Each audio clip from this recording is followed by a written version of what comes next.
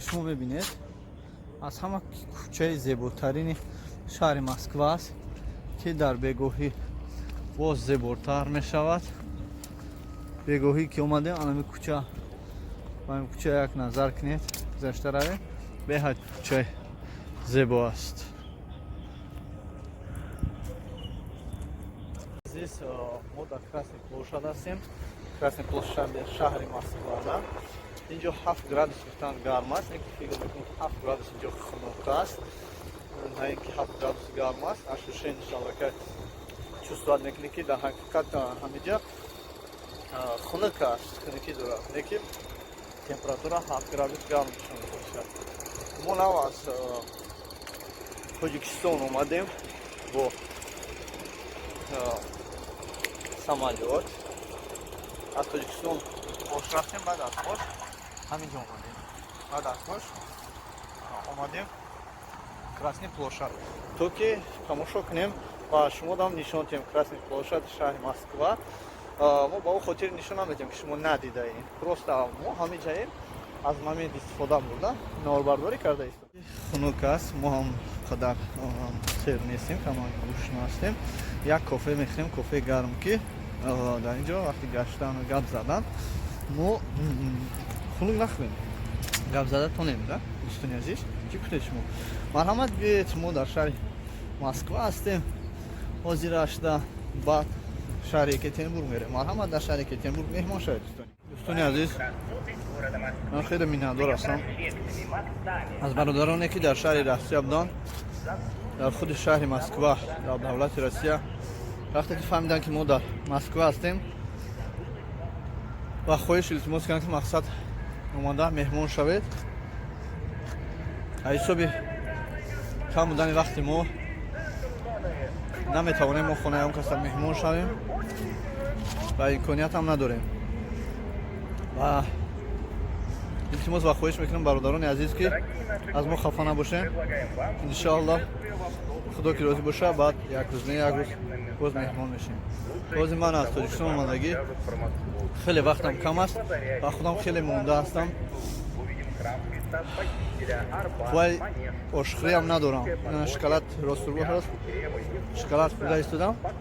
راست دیگه من قوت دیگه اشخری هم نمونده.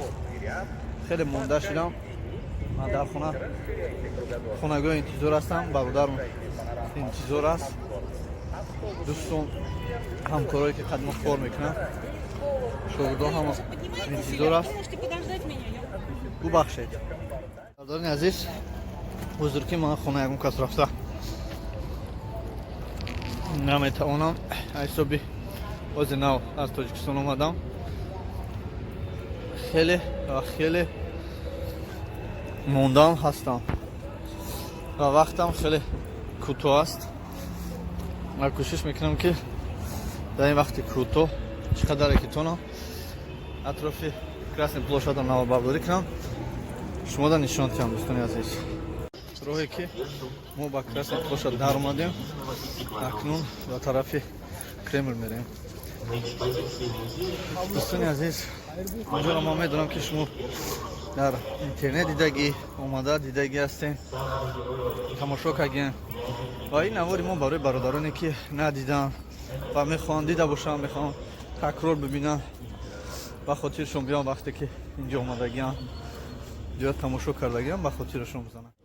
دوستان عزیز Красный площадь این طرف موزه لنین هم هست.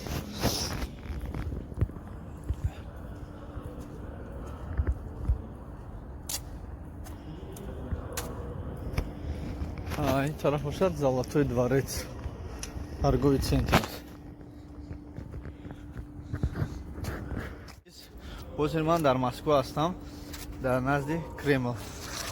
Красный площадь площадь революция. خدا نگهبانتان باشه دوستان عزیز. ما در همینجا گشته هستیم.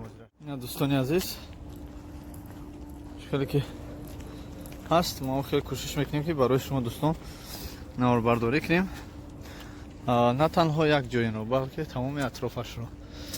اگر امکانیت باشد موزه میداریم نوربرداری نمیکنیم و تماشا البته تماشا میکنیم برای که ما همون کسایی که در Екатеринбург, дар ҳамин Россия, дар Москва мемерем. Тамоман ҳамин музей даромадагӣ нестем. Мегӯянд ки дар ҳамин музей мурдаи Ленин аст. ба ҳамин хотир дӯстони азиз як бор даромада бинем канем чӣ хел аст, дар ҳақиқат ҳаст ё нест. хел кунам ки як худум тоқа дар инҷа наварбардорӣ кардем. Дар инҷа ин аллакай программаи хича гузарондааст. ин бошад ана программаи хича. дар инҷа рӯз ҳар рӯз на танҳо бародарони рус, бародарони хориҷи кишвар, балки тоҷикон дар инҷа бисёр наворҳо мекунанд.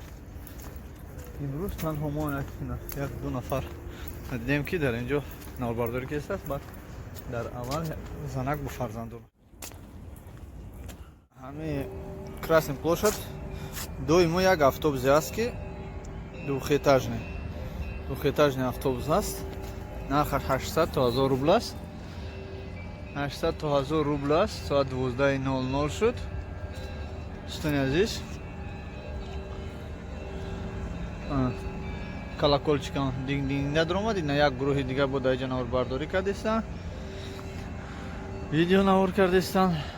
дӯстони азиз, ана автобус аллакай холӣ аст ки барои гаштани атрофи шаҳр.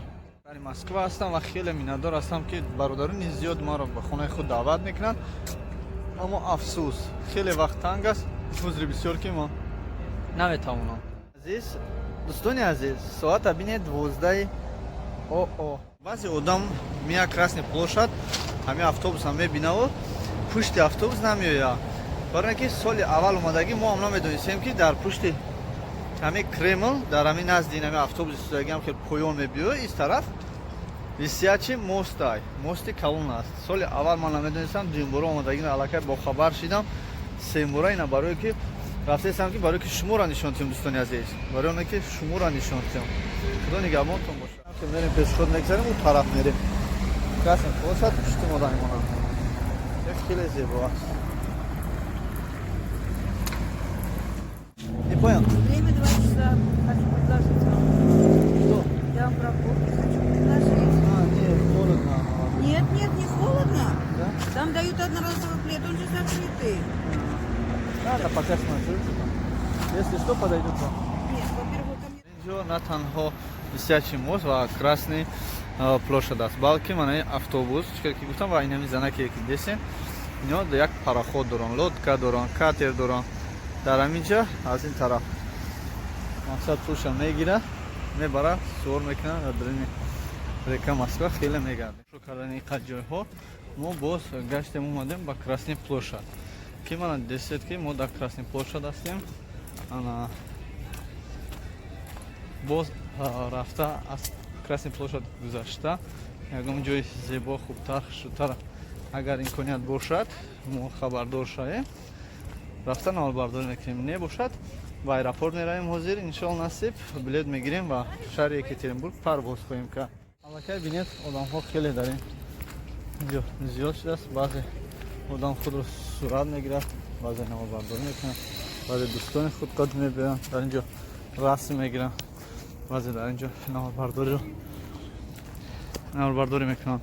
дӯстони азиз, ин ҷо Красный площадь шаҳри Москва мебошад ки тамоми атрофашда одамҳо ҷамъ омаданд то ки инҷоро ба ҳузур тамошо намоянд. инҷо хеле зебо ва хеле калон аст, ҳамаро мебарад. шумо метавонед омада дар инҷо наворбардорӣ кунед, расмгирӣ кунед ё ин ки тамошо кунед. ягон кас ба шумо коре надорад. дар ин ҷо боз аз ҳама кӯчаи зеботарини шаҳри Москва аст ки дар бегоҳӣ боз зеботар мешавад. бегоҳӣ ки омадем анами кӯча, ба ин кӯча як назар кунед, гузашта равед, беҳад кӯчаи зебо аст. дидани ҳамаи милисоҳо тарс меояд, метарсад бисёраш ки мақсад милиса хеле бисёр аст. яке ма бо дошта напурса гуфта ҳамин қай ки мо мегардем дар ҳамин Москва то ҳоли ягон بنویسم را حتی دکمه نپرسیده است برای که این تریتوری مرکز است.